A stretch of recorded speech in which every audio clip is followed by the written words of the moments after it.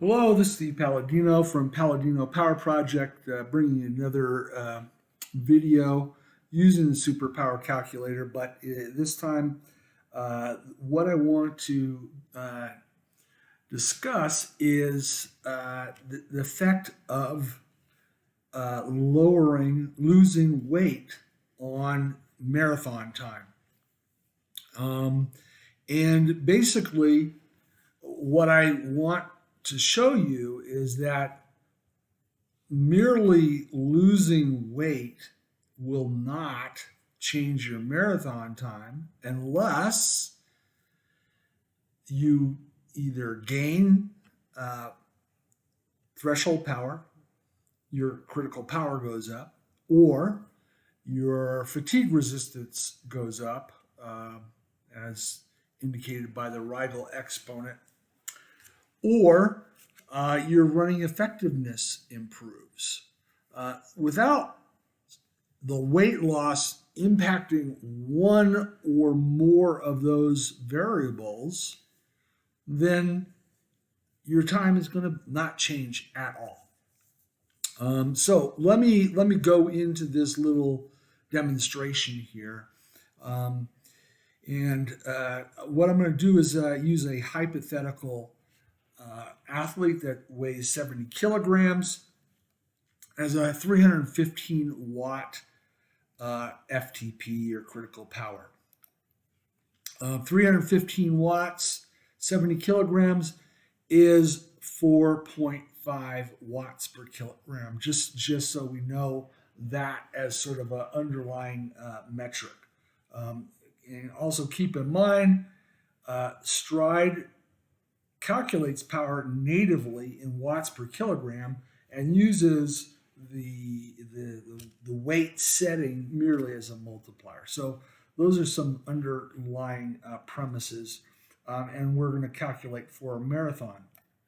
So for this 70 kilogram athlete with a 315 watt critical power, marathon time is about 305 or 3 hours and 5 minutes, using a running effectiveness of 0.95. We'll just assume that this runner's running effectiveness for a given marathon is 0.95, and the Rigel exponent is minus 0.09. Again, the Rigel exponent is a fatigue factor of sorts, meaning the more negative, for example, minus 0.10, the more negative the Rigel exponent, then the lower the fatigue resistance of that particular athlete, and the more positive, the higher. So for this runner, a minus, if their fatigue resistance was worse than that, their time would be slower, their power would be lower. But for this discussion, we're going to say that the athlete's Rigel exponent is minus 0.09, the running effectiveness is 0.95, and at 70 kilograms with a CP of 315, the estimated time is going to be around 3 hours and 5 minutes. All right. Now, let's lower that athlete's weight, and when we lower it to 68, if we keep things unchanged, watts per kilogram, in other words, is still 4.5 watts per kilogram.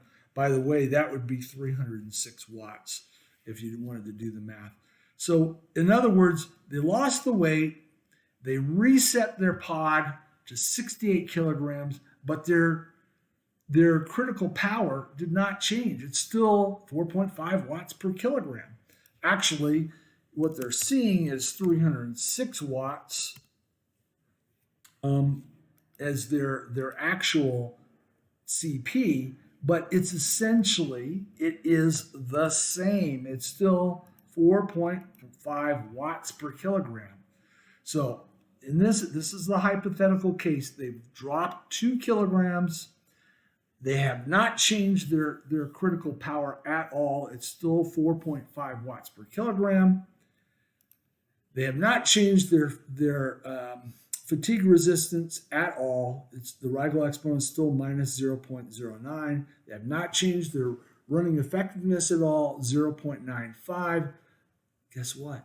The time is still 3 hours and 5 minutes. In other words, merely changing the weight setting, if nothing else changes, critical power doesn't change, fatigue resistance doesn't change, running effectiveness doesn't change, then the time is going to be the same.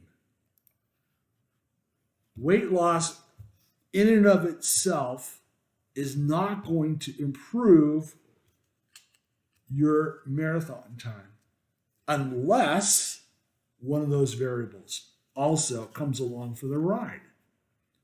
And that stands to reason that those can and will improve, because as you're losing weight, you may be gaining fitness and your critical power goes up. You may be gaining some quote unquote effectiveness and converting power to speed, so your running effectiveness may go up a little bit. And your fatigue resistance may become a little bit better, so your Rigel exponent becomes more positive. So, in other words, weight loss in and of itself is not going to change squat. Weight loss associated with one or more of those variables changing will change time. And I'm going to demonstrate that in just a moment. But first, let's briefly explore the hypothetical case where the runner was at 70 kilograms and they lost real weight to 68 kilograms, but they didn't change their weight setting. It was still 70 kilograms, right? Then their FTP or CP, if it didn't change and their Rigel exponent doesn't change, their running effectiveness doesn't change, they're still 3 hours and 5 minutes. In other words, real weight loss will not impact it if you keep the weight settings the same over time and critical power stays the same over time in terms of watts per kilogram, then nothing happens. Now, let's go to the hypothetical that the runner loses the weight. Let's say they drop from 70 kilograms. We already know that these baseline results in 3 hours and 5 minutes estimated time.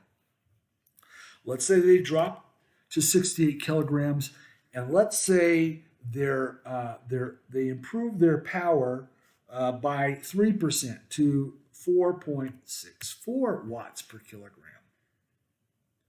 Okay, during this process of losing the weight, they improve their power to 4.64 watts per kilogram. All right. And let's say their Rigel exponent, their fatigue resistance improved a bit to minus 0.08.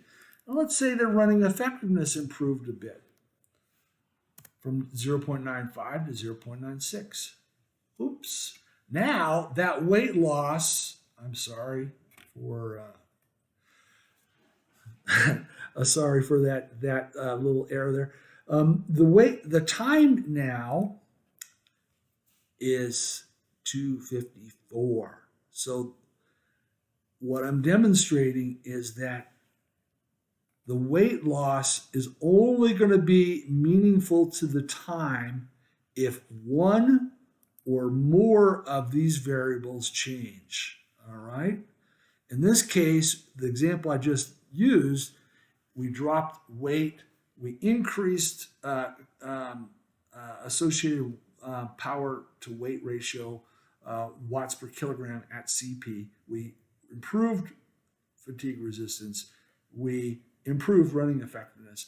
Let's let's just look if we let's look at this scenario where, again, they lost the weight, they improved to 4.64 watts per kilogram, but the fatigue resistance and running effectiveness did not change. They still dropped from 305 to just under 3 hours, just by that 3% improvement in the athlete's critical power. So I'll just summarize by saying weight loss in and of itself, without changing critical power or fatigue resistance or running effectiveness, will not impact marathon time. Weight loss with improvement of critical power and or fatigue resistance and or running effectiveness, in other words, any one of those three variables will improve time. By the way, if you keep your weight setting the same, but you still get that 3% improvement in critical power by virtue of watts per kilogram, you still get that time improvement. So the weight setting is not a factor. It's really, do you improve your critical power in watts per kilogram? Do you improve your running effectiveness? Do you improve your fatigue resistance? So hopefully this helps understand how weight loss can or may not impact outcome in a marathon at all. Again, it's not just the weight loss, it's what comes along for the ride. Did critical power improve in watts per kilogram? Did the fatigue resistance improve? Did the effectiveness with which one converts power to speed improve? So, thank you for watching. We'll catch you next time. Bye-bye.